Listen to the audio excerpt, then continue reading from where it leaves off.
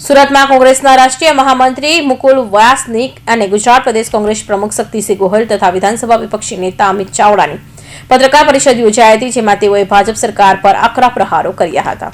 સુરતમાં કોંગ્રેસ દ્વારા પત્રકાર પરિષદનું આયોજન કરાયું હતું. સુરત કોંગ્રેસ પાર્ટી દ્વારા યોજાયેલી પત્રકાર પરિષદ ઓલ ઇન્ડિયા કોંગ્રેસના મુકુલ વાસનિક, ગુજરાત કોંગ્રેસ પ્રમુખ શક્તિસિંહ ગોહિલ અને વિધાનસભા વિપક્ષ નેતા અમિત ચાવડા ઉપસ્થિત રહ્યા હતા. તો પત્રકાર પરિષદ સંબોધતા શક્તિસિંહ ગોહિલે ભાજપ સરકાર પર આકરા પ્રહાર કર્યા હતા. શક્તિસિંહ ગોહિલે જણાવ્યું હતું કે ભાજપની સરકાર આવ્યા બાદ બળાત્કારના કેસોમાં નોંધપાત્ર વધારો થયો છે. સુરતના પાણીમાં અલગ જ તાકાત હોવાનું કહી શક્તિસિંહ ગોહિલે સુરતના વખાણ કર્યા હતા. ગુંડાઓને ભાજપના સભ્ય બનાવવાનું કાર્ય થતું હોવાના શક્તિસિંહ ગોહિલે આક્ષેપ કર્યા હતા. તો અનેક ગેરકાયદેસર કૌભાંડના જોડાણ ભાજપ સાથે હોવાનો આક્ષેપ પણ કર્યા હતા. તો મુકુલ વાસનિકે પણ ભાજપ સરકાર સામે આકરા પ્રહાર કરી ગૃહમંત્રી અમિત શાહનું રાજીનામું માંગ્યું હતું. ડોક્ટર બાબા સાહેબ આંબેડકર સામે ટિપ્પણી કરવા બદલ ગૃહમંત્રી પતિ અમિત શાહના રાજીનામુંની માંગણી કરી હતી. સાથે આર્થિક હબ તરીકે સુરત જાણીતું હોવાનું કહી અમિત ચાવડાએ પત્રકાર પરિષદમાં જણાવ્યું હતું કે દેશ વિદેશમાં પ્રખ્યાત સુરતનો ડાયમંડ ઉદ્યોગ હાલ આર્થિક મંદીમાં ગરકાવ થયો છે. સુરતના હીરા ઉદ્યોગ રત્ન કલાકારોની હાલત કફોડી બની છે. ત્યારે ભાજપ સરકાર કેમ તેમની વ્યારે આવતી નથી અને 3 લાખથી વધુ રત્ન કલાકારોના પરિવાર બેરોજગારીનો સામનો કરી રહ્યા છે, ત્યારે તેઓની કોણ સાથ આપશે તેવા સવાલો કર્યા હતા. સુરતની ઓળખ એટલે આખા વિશ્વમાં એક આર્થિક હબ તરીકે છે અને અહીંયાનો ડાયમંડ ઉદ્યોગ, અહીંયાનો ટેક્સટાઇલ ઉદ્યોગ આખા વિશ્વમાં જાણીતો છે. જે ડાયમંડ ઉદ્યોગમાં રત્ન કલાકારો પોતાના આરોગ્યની ચિંતા કર્યા સિવાય જે રફ ડાયમંડને ચમકાવીને હીરો બનાવે છે અને હીરાની ચમકની સાથે સાથે એ રાજ્ય અને દેશની તિજોરી ભરવાનું કામ પણ કરે છે. દેશના પ્રધાનમંત્રી શ્રી આખા વિશ્વમાં જાય ત્યારે સુરતના ડાયમંડ માટેની વાહવાહી લેતા હોય છે, એના માટેનું ગૌરવ પણ લેતા હોય છે. આદરણીય પ્રમુખશ્રીએ જે કીધું એ મુજબ સરકારની ખોટી નીતિઓ, ઉદાસીનતાને કારણે જે રીતે સુરતનો ડાયમંડ ઉદ્યોગ આજે મંદીમાં ગરકાવ થઈ ગયો છે અને એની કારણે આર્થિક રીતે તો મોટું નુકસાન થયું જ છે, પણ સાથે સાથે રત્ન કલાકારો બેરોજગાર થવાથી રોજ આત્મહત્યા કરવા માટે મજબૂર બન્યા છે. હમણાં જ તપાસ કરતા લેબર ડિપાર્ટમેન્ટમાંથી જે માહિતી મળી કે લગભગ 3 લાખ જેટલા રત્ન કલાકારો નોંધાયેલા છે. આ તો નોંધાયેલા 3 લાખ રત્ન કલાકારો છે. ના નોંધાયેલા રત્ન કલાકારોની સંખ્યા ગણીએ તો 10 લાખ કરતાં વધારે રત્ન કલાકારો આ સુરતમાં હીરા ઉદ્યોગ સાથે સંકળાયેલા છે. જે વૈશ્વિક કારણોથી સરકારની ઉદાસીનતાઓને કારણે મંદી આવી અને એના કારણે મોટા પ્રમાણમાં રત્ન કલાકારોને આજે નોકરીમાંથી છૂટા કરવામાં આવ્યા છે. એમના કામના કલાકો ઘટી ગયા છે. એમની આવક ઘટવાને કારણે છેલ્લા 1.5 વર્ષમાં જોઈએ તો લગભગ 80 કરતાં વધારે રત્ન કલાકારોએ આત્મહત્યા કરવી પડી છે. અનેક પરિવારોને હું પણ મળ્યો છું, અમારા આગેવાનો પણ મળ્યા છે.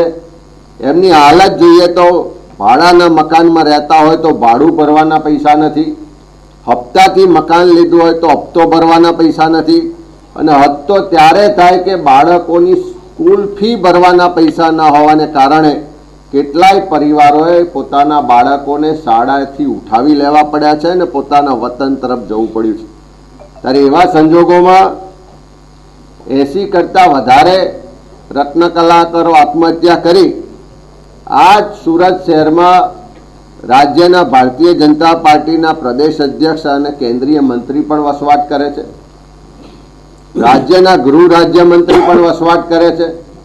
બધા જ 12 ધારાસભ્યો ભારતીય જનતા પાર્ટીના છે, સંસદ સભ્ય ભારતીય જનતા પાર્ટીનો છે, પણ એક પણ ભાજપનો નેતા કોઈ આપઘાત કરનાર રત્ન કલાકારના પરિવારના આંસુ લૂછવા માટે જતો નથી.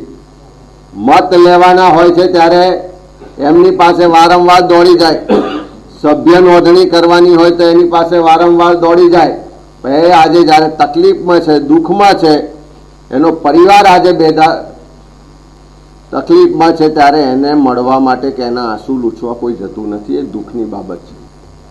એક તરફ ગુજરાતની જ વાત કરીએ તો ગુજરાતમાં અને ખાસ કરીને સુરતમાં ઈએસઆઈના જે લાભાર્થીઓ છે એ લગભગ 6 લાખની આસપાસ લાભાર્થીઓ છે.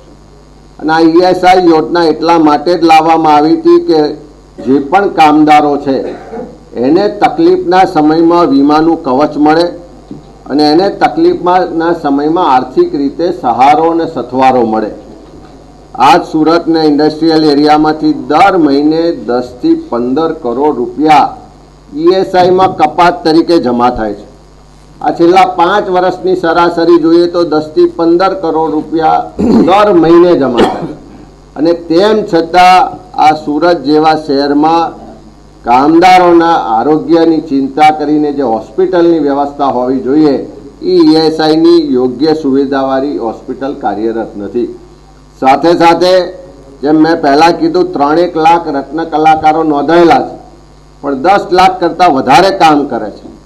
એમાં જ્યારે મોટા પ્રમાણમાં મંદી આવી હોય, મોટા પ્રમાણમાં રત્ન કલાકારો આજે બેરોજગાર બન્યા હોય, કારખાના બંધ થતા હોય, કામના કલાકો ઘટ્યા હોય, એમની છટણી કરવામાં આવતી હોય, ત્યારે એમના રક્ષણ માટે દેશમાં જ્યારે કોંગ્રેસના નેતૃત્વવાળી યુપીએ સરકાર હતી ત્યારે 2005માં રાજીવ ગાંધી શ્રમિક કલ્યાણ યોજના શરૂ કરવામાં આવી હતી.